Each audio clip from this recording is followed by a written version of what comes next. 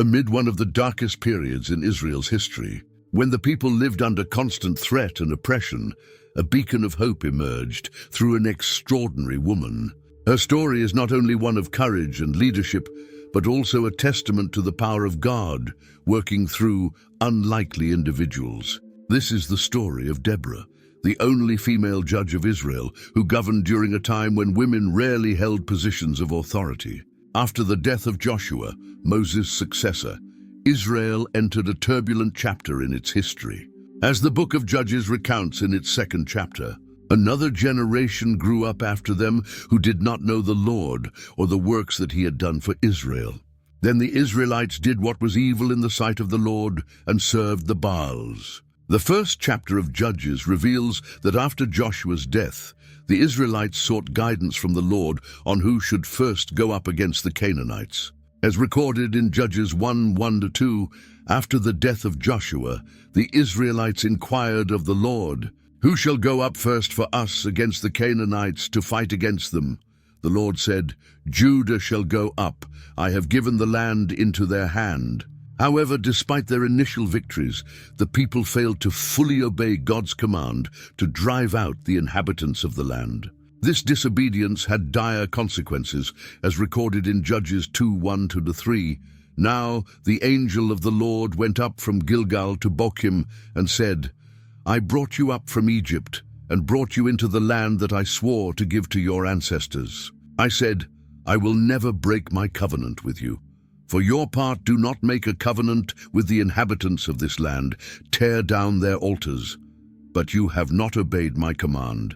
What is this you have done?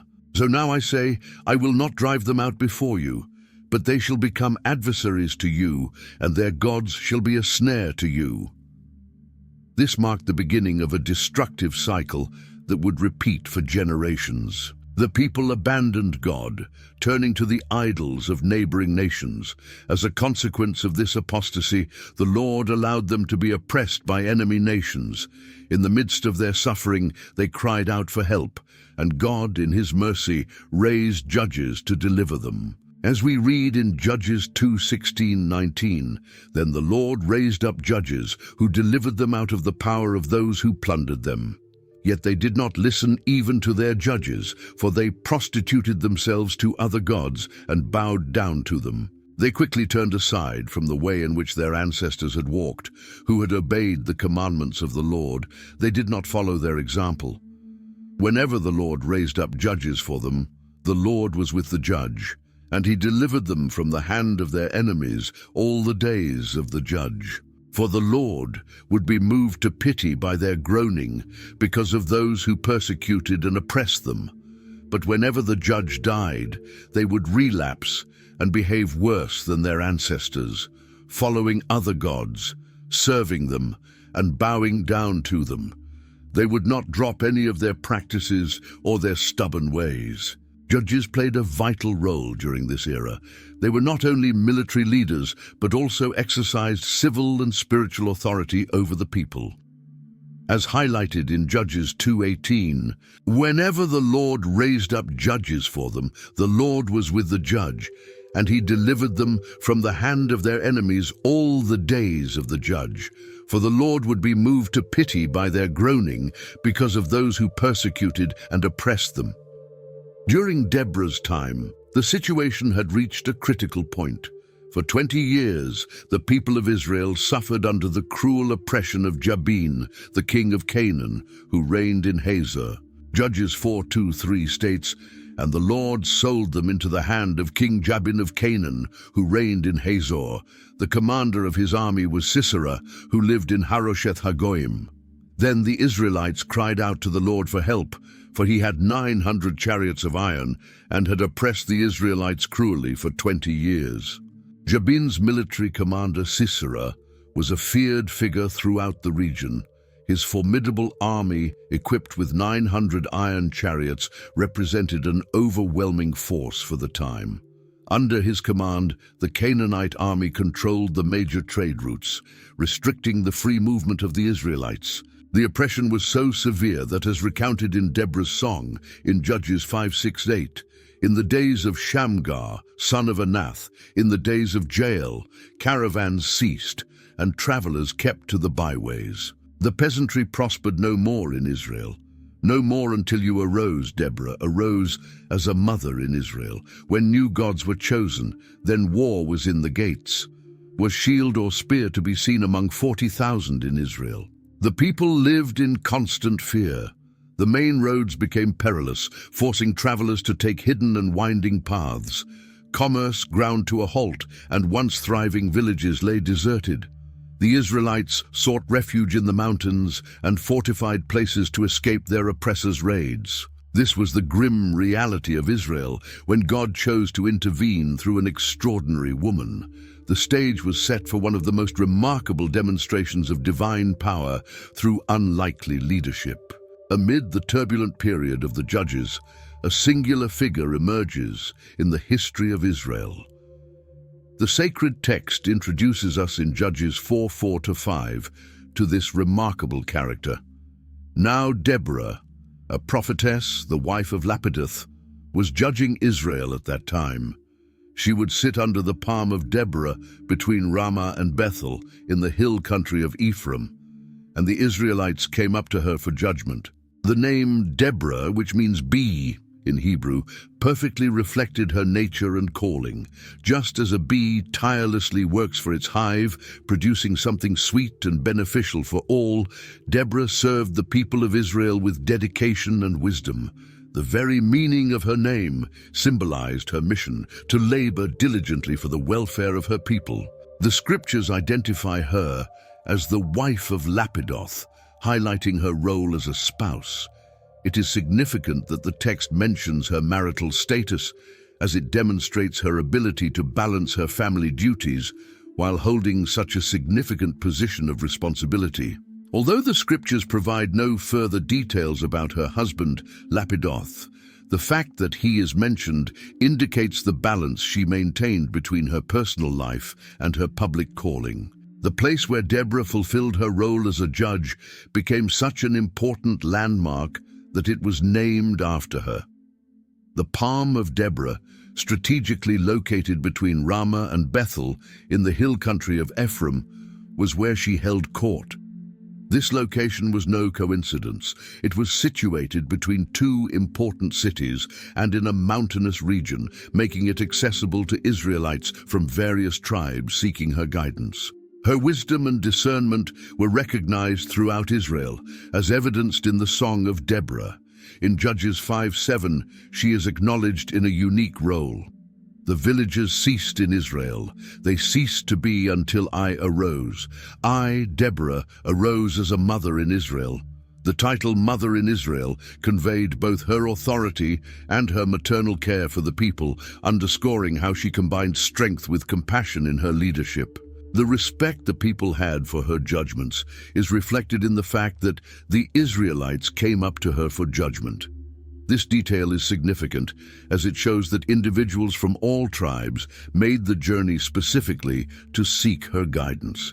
In Judges 5:9, she herself acknowledges those who trusted in her leadership. My heart is with the commanders of Israel, with those who offered themselves willingly among the people. Bless the Lord. As a prophetess, Deborah had a unique connection with God. She not only judged according to the law of Moses, but also received direct revelations from the Lord. This special ability is evident when she summons Barak for battle, relaying divine instructions with precision, as seen in the following chapter of this narrative. Her ability to convey divine messages was clear and direct. When she spoke, there was no doubt that her words came from the Lord. In Judges 5:2, she demonstrates this clarity. When the leaders lead in Israel, when the people volunteer, bless the Lord.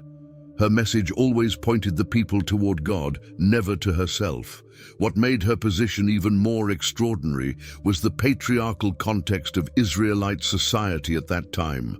In an era when women rarely held positions of public leadership, Deborah wielded authority over all Israel. The fact that warriors and leaders sought her guidance demonstrates how her spiritual authority transcended the social conventions of the period. In Judges 5:15, we see how her leadership was acknowledged even by princes and warriors. The princes of Issachar were with Deborah. Yes, Issachar was with Barak, sent under his command into the valley. This verse illustrates that her authority was respected not only in civil and religious matters, but also in military affairs. Her spiritual authority is further emphasized in Judges 5:12, where she is reverently called upon. "Awake, awake, Deborah! Awake, awake, break out in song! Arise, Barak, and lead your captives away, son of Abinoam." This call demonstrates how she was viewed as a leader capable of inspiring and mobilizing God's people. At a time when Israel faced oppression and fear, Deborah stood out as a beacon of hope and wisdom. Her leadership combined unique aspects: the authority of a judge, the vision of a prophetess, and the care of a mother. Through her judgments under the palm, she prepared the people for one of the most decisive moments in their history. The pivotal moment in Deborah's story came when the Lord revealed his plan for delivering Israel. In response to the cries of a people suffering under Jabin's oppression, God communicated his strategy through his prophetess. Judges 4:6-7 captures this crucial moment. She sent for Barak, son of Abinoam from Kadesh in Naphtali, and said to him, "The Lord, the God of Israel, commands you, go, take with you 10,000 men of Naphtali and Zebulun and lead them up to Mount Tabor. I will lead Sisera, the commander of Jabin's army, with his chariots and troops to the Kishon River and give him into your hands." The divine strategy was precise and deliberate. Mount Tabor was not chosen randomly. Its strategic location offered significant advantages to the Israelite army. Positioned on the border between the tribes of Zebulun and Issachar, the mountain rises majestically above the Jezreel Valley, providing a clear view of enemy movements and a natural defensive position. God revealed to Deborah that he would draw Sisera and his army to the Kishon River, a location that would prove decisive in the battle. The divine plan considered every detail, including the timing and place of the confrontation. As Judges 4:14 recounts, "Then Deborah said to Barak, 'Go! This is the day the Lord has given Sisera into your hands. Has not the Lord gone ahead of you?'" The meeting with Barak was a defining moment. Deborah summoned him specifically from Kadesh in Naphtali, demonstrating that God had not only chosen the military leader, but also the region where the mobilization would begin. Barak, a respected warrior, hailed from Kadesh, a strategically significant location in Naphtali's territory. When Deborah relayed God's call for Barak to lead the army, his response revealed both faith and hesitation. Judges 4:8 records his condition. Barak said to her, "If you go with me, I will go, but if you don't go with me, I won't go." This response showed his recognition of Deborah's spiritual authority and his understanding that her presence was crucial for the mission's success. Barak's hesitation had consequences. Deborah delivered a prophecy that would shift the glory of victory. Judges 4:9 states, "Certainly I will go with you," said Deborah, "but because of the course you are taking, the honor will not be yours, for the Lord will deliver Sisera into the hands of a woman." This prophecy not only foreshadowed the outcome of the battle, but also revealed how God would use unexpected means to achieve his purposes. The mobilization of the tribes began immediately after this encounter. Judges 4:10 recounts, "Barak summoned Zebulun and Naphtali to Kadesh, and 10,000 men went up under his command. Deborah also went up with him." The text highlights the swift and efficient response to the call. 10,000 men volunteered for the battle. The unity of the tribes of Zebulun and Naphtali was especially significant. Judges 4:10 emphasizes their prompt response, which would prove critical for victory. Later, this unity is celebrated in Deborah's song in Judges 5:18. Zebulun risked their very lives, so did Naphtali on the terraced fields. Preparation for the confrontation involved more than assembling warriors. Judges 4:11 provides a crucial detail about strategic positioning. Now Heber the Kenite had left the other Kenites, the descendants of Hobab, Moses' brother-in-law, and pitched his tent by the great tree in Zaanannim near Kadesh. This seemingly incidental information would play a vital role in the battle's outcome. The preparations were not only military, but also spiritual.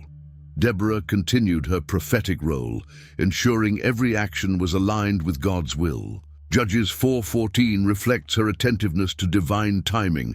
Then Deborah said to Barak, "Go, this is the day the Lord has given Sisera into your hands. Has not the Lord gone ahead of you?" The contrast between the two armies was striking. On one side stood Sisera with his 900 iron chariots and a vast number of warriors. On the other, 10,000 men from Zebulun and Naphtali, armed with faith in the God of Israel and led by a prophetess and a warrior who relied entirely on divine guidance. The stage was set for the decisive battle. The Israelite military strategy, divinely instructed, centered around Mount Tabor. This imposing mountain, standing 588 meters tall, rose in isolation above the vast Jezreel Valley, offering the Israelites a commanding view of the entire region. Judges 4:12 records the initial movements. When they told Sisera that Barak son of Abinoam had gone up to Mount Tabor, the Kishon River, winding through the plain below Mount Tabor, was to play a crucial role in the battle. In normal times, it was a modest stream, but during heavy rains, it could transform into a powerful torrent. Deborah's song later highlights its decisive contribution in Judges 5:21. The river Kishon swept them away, that ancient river, the river Kishon. March on, my soul, with might. The timing of the attack was divinely chosen. Judges 5:20 poetically narrates, "From the heavens the stars fought. From their courses they fought against Sisera." This passage suggests that even the forces of nature were aligned with the divine plan for this pivotal moment. On the other side of the battlefield, Sisera's formidable army approached with full strength. Judges 4:13 highlights the magnitude of his mobilization. Sisera summoned all his men and his 900 chariots fitted with iron from Harosheth Hagoyim to the Kishon River. Sisera's confidence in his military power was evident. His 900 iron chariots represented the pinnacle of military technology at the time, a force that had subjugated Israel for 2 decades. Deborah's song gives insight into this confidence in Judges 5:28, where even Sisera's mother expressed certainty in his victory. Through the window peered Sisera's mother. Behind the lattice, she cried out, "Why is his chariot so long in coming? Why is the clatter of his chariots delayed?" The Canaanite army clearly underestimated the Israelite forces. To them, a mere infantry led by a woman and a warrior from a northern tribe posed no real threat against their superior military might. Judges 5:19 describes the battleground. Kings came, they fought. The kings of Canaan fought at Taanach by the waters of Megiddo. They took no plunder of silver. The decisive confrontation began when Deborah gave the signal, as recorded in Judges 4:15-16. At Barak's advance, the Lord routed Sisera and all his chariots and army by the sword, and Sisera got down from his chariot and fled on foot. Barak pursued the chariots and army as far as Harosheth Hagoyim, and all Sisera's troops fell by the sword. Not a man was left. Divine intervention through nature was instrumental in Israel's victory. Deborah's song celebrates this in Judges 5:4-5. When you, Lord, went out from Seir, when you marched from the land of Edom, the earth shook, the heavens poured, the clouds poured down water. The mountains quaked before the Lord, the one of Sinai before the Lord, the God of Israel. A torrential rain transformed the battlefield. The iron chariots, once the pride of Sisera's army, became useless in the muddy terrain. Judges 5:22 vividly describes this. Then thundered the horses' hooves, galloping, galloping go his mighty steeds. The Canaanite army's defeat was total. The Israelites, descending from Mount Tabor, launched a full-force attack as Sisera's army struggled against the conditions. Deborah's song commemorates the magnitude of the victory in Judges 5:11. The voice of the singers at the watering places, they recite the victories of the Lord, the victories of his villagers in Israel. Then the people of the Lord went down to the city gates. Amid the chaos, Sisera realized all was lost. Judges 5:26-27 recounts the climactic moment of his demise. Her hand reached for the tent peg, her right hand for the workman's hammer. She struck Sisera, she crushed his head, she shattered and pierced his temple. At her feet he sank, he fell, there he lay. At her feet he sank, he fell, where he sank, there he fell, dead. The once feared commander of Israel's oppressors fled on foot, abandoning his chariot and his army. Judges 5:15 highlights the desperate retreat. The princes of Issachar were with Deborah. Yes, Issachar was with Barak, sent under his command into the valley. In the districts of Reuben, there was much searching of heart. Sisera's desperate flight marked the end of an era of oppression for Israel and fulfilled Deborah's prophecy that glory would come in an unexpected way. What seemed an impossible battle ended in a resounding victory for Israel. A small force, armed with faith and obedience to God's word, had overcome one of the region's most powerful armies. This was a clear demonstration of how God can use the improbable to accomplish his purposes, and how faithfulness to his commands yields results that transcend human limitations. While Sisera's army was being defeated on the plain, its commander fled desperately on foot, seeking to escape the reach of Barak and his men. The biblical text reveals in Judges 4:17 the direction he took. Sisera, however, fled on foot to the tent of Jael, the wife of Heber the Canaanite, because there was an alliance between Jabin, king of Hazor, and the family of Heber the Canaanite. Sisera's search for refuge was not random. He was aware of the alliance between his king, Jabin, and Heber's family. As foreigners living in Israelite territory, the Canaanites maintained a policy of neutrality, forging strategic alliances with different peoples to ensure their survival. Judges 4:11 had already mentioned, now Heber the Canaanite had left the other Canaanites and pitched his tent by the great tree in Zananim near Kadesh. Sisera's arrival at Jael's tent is detailed in Judges 4:18. Jael went out to meet Sisera and said to him, "Come, my lord, come right in, don't be afraid." So he entered her tent, and she covered him with a blanket. Sisera's choice of Jael's tent was deliberate, as the women's tent was considered an inviolable space in that culture, a place where no man would dare to search for a fugitive. Jael demonstrated extraordinary cunning in her role. She initiated contact with Sisera, an unusual act for a woman of her time. As recorded in Judges 4:19, he said to her, "I'm thirsty, please give me some water." She opened a skin of milk, gave him a drink, and covered him up. Her strategy of hospitality was meticulously calculated. The text in Judges 4:19-20 shows how she went beyond his initial request for water. She opened a skin of milk, gave him a drink, and covered him up. "Stand in the doorway of the tent," he told her. "If someone comes by and asks you, 'Is anyone in there?' say, 'No.'" The milk she offered was not a random choice. It was curdled milk, a drink that not only refreshed, but also induced sleep. This detail is emphasized in Deborah's song in Judges 5:25. He asked for water, and she gave him milk. In a bowl fit for nobles, she brought him curdled milk. The decisive moment came when Sisera, fully trusting in the protection offered and exhausted from battle and his escape, fell into a deep sleep. Judges 4:21 describes Jael's precise and courageous action. But Jael, Heber's wife, picked up a tent peg and a hammer and went quietly to him while he lay fast asleep, exhausted. She drove the peg through his temple into the ground, and he died.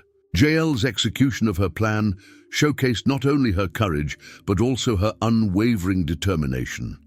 She transformed ordinary tools, a tent peg and hammer, typically used to secure tents, into instruments of liberation for Israel. Deborah's song celebrates this moment with additional details in Judges 5:24. Most blessed of women be Jael, the wife of Heber the Canaanite, most blessed of tent-dwelling women.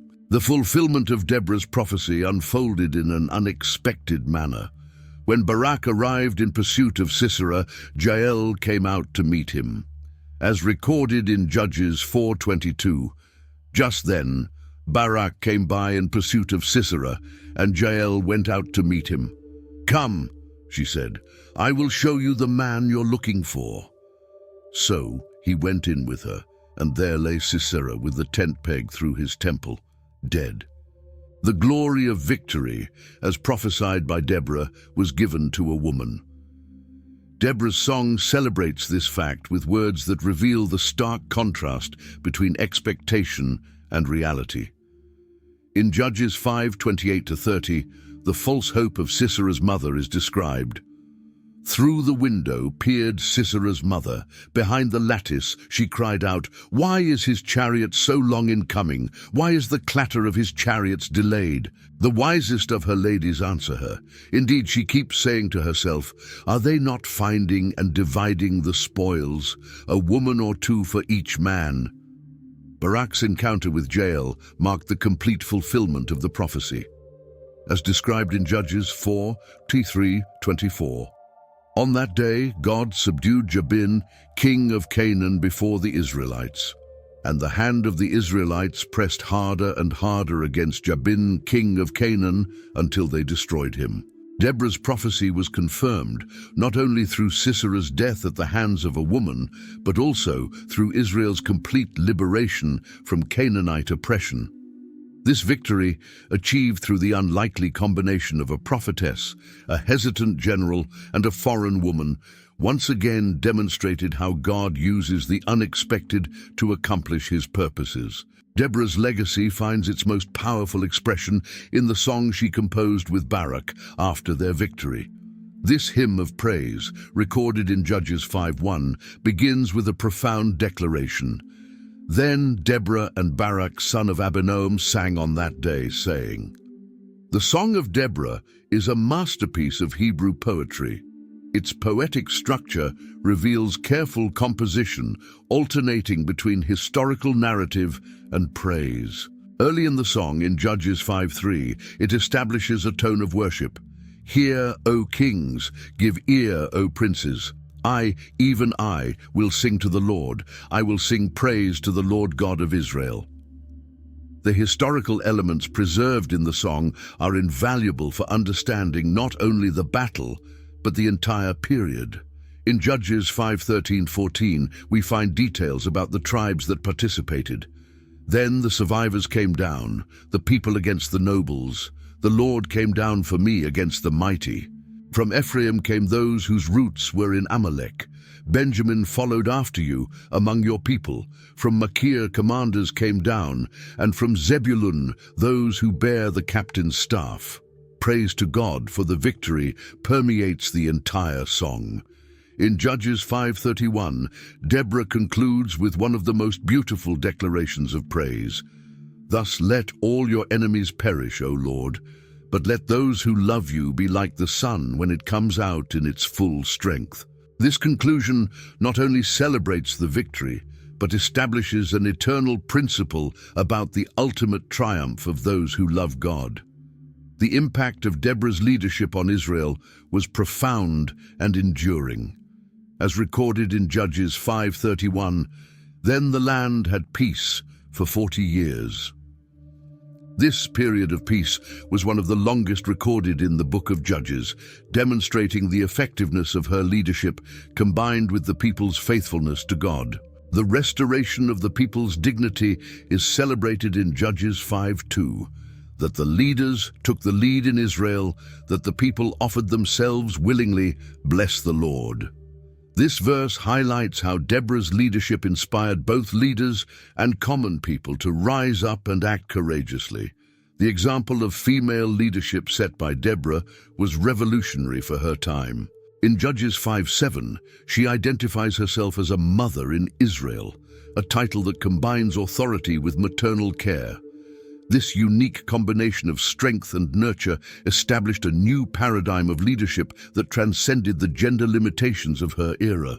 Her story also leaves timeless lessons about the importance of faith and obedience. In Judges 5:16, she questions those who hesitated. Why did you sit among the sheepfolds to hear the piping for the flocks? In the divisions of Reuben, there were great searchings of heart. This passage teaches the necessity of acting when God calls, without allowing doubt or complacency to paralyze us. The role of women in God's plan is magnificently illustrated through Deborah. In Judges 5:24, she celebrates another woman, Jael, saying, "Most blessed among women is Jael, the wife of Jabin the Canaanite. Blessed is she among women in tents." This blessing demonstrates how God powerfully uses women in his plan of redemption. The combination of spiritual and civil leadership exemplified by Deborah is seen in Judges 5:9. My heart is with Israel's princes, with the willing volunteers among the people. Praise the Lord. This verse shows how she valued both civil and spiritual authority, recognizing that both come from God. The power of unity among God's people is celebrated in various parts of the song. In Judges 5:15, she praises those who joined the cause. The princes of Issachar were with Deborah. Yes, Issachar was with Barak, sent under his command into the valley. This unity of purpose and action was crucial to the victory. The song also preserves an important lesson about the danger of neutrality in critical moments. In Judges 5:23, Deborah declares, "Curse Meroz," said the angel of the Lord. "Curse its inhabitants bitterly, because they did not come to help the Lord against the mighty." Deborah's wisdom in recognizing and honoring those who contributed to the victory is evident in Judges 5:17-18. Gilead stayed beyond the Jordan, and Dan, why did he linger by the ships? Asher remained on the seashore and stayed in his coves. The people of Zebulun risked their very lives, so did Naphtali on the terraced fields. This recognition demonstrates her ability to value different forms of contribution to the common cause. The lasting impact of her leadership is evidenced not only in the 40 years of peace, but also in the transformation of Israelite society. In Judges 5:8-9, she contrasts the past with the present. When new gods were chosen, war came to the city gates, and not a shield or spear was seen among 40,000 in Israel.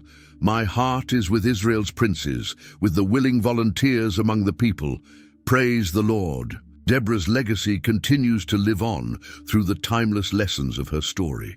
The importance of trusting God, even in seemingly impossible situations, the value of leadership rooted in wisdom and spiritual discernment, and the transformative power of obedience to God's will.